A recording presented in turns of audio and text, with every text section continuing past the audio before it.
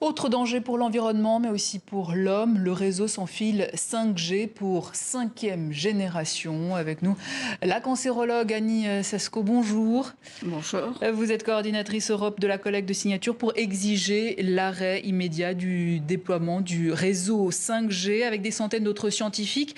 Vous lancez un appel aux Nations Unies, à l'OMS et au gouvernement. C'est quoi le danger de la 5G au juste ? Le problème de la 5G est similaire, mais en pire, au problème que l'on voit déjà avec les premières générations de téléphones. La génération 0, la 1, la 2, la 3, la 4 et maintenant la 5. En quoi la 5G diffère des précédentes? Essentiellement par le fait qu'on va utiliser, que les opérateurs vont utiliser des fréquences jusqu'alors non utilisés pour la téléphonie mobile, des champs pulsés électromagnétiques très très rapides et qui nécessitent énormément d'antennes parce que leur propagation est relativement limitée dans l'espace. Et des ondes émises aussi par des satellites spatiaux également. Mais c'est le problème, c'est le but de la téléphonie mobile et des opérateurs, c'est que toute la planète soit couverte, que même quand vous serez au milieu du Pacifique, vous pourrez utiliser Internet pour dire attention, je vais me noyer, ou au milieu du Sahara. Mais pour cela, il faut sur la des antennes partout. Oui. L'impact sur la santé, c'est que l'être vivant, humain ou animal d'ailleurs, c'est la même chose, n'est pas fait pour être exposé à des champs électromagnétiques pulsés. Parce que finalement, un organisme, des cellules vivantes peuvent s'adapter à des expositions continues. Mais le fait de passer en on-off, on-off, on-off, à une vitesse maintenant qui sera absolument extraordinaire avec la 5G, les cellules, nos organes, ne vont pas arriver à s'adapter. Et du coup, concrètement, les dangers, les maladies...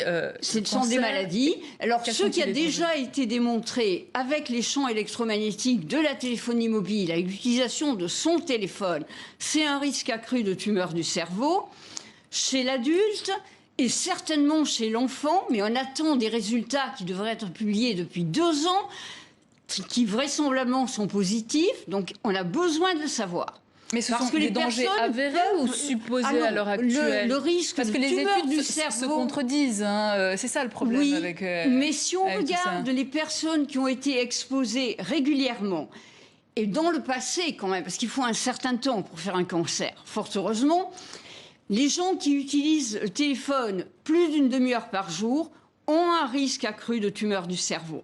On le sait chez l'adulte. Et je parierais que c'est également vrai chez l'enfant. Ça fait 2 ans que des résultats doivent sortir et ne sortent pas. Donc il y a une rétention d'informations qui est inadmissible. Dû à des lobbies, par exemple Dû sans doute au fait que ça doit gêner des personnes, que le risque soit démontré. Mais du coup, la 4G est à l'heure actuelle, qui est utilisée à l'heure actuelle, comme la 3G, est tout aussi dangereuse que la 5G. Était déjà dangereuse.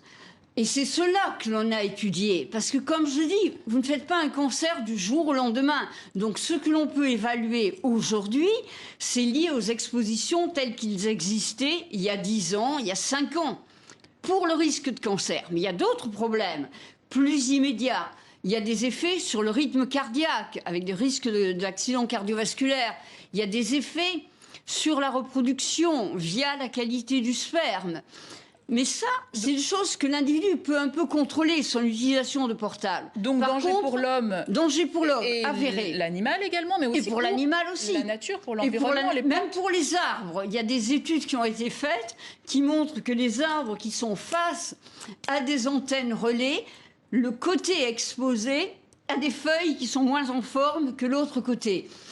Les abeilles, les insectes, les oiseaux, tout le monde réagit. Et le problème des antennes avec la 5G, c'est que tout le monde sera exposé. Vous pouvez décider, à la rigueur, de ne pas avoir un téléphone portable.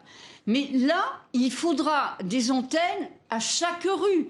Parce que, comme je l'ai dit, leur champ de couverture sera beaucoup plus bas qu'il ne l'est actuellement. Merci beaucoup, docteur. C'est très intéressant, malheureusement. On manque de temps, mais on a compris le message.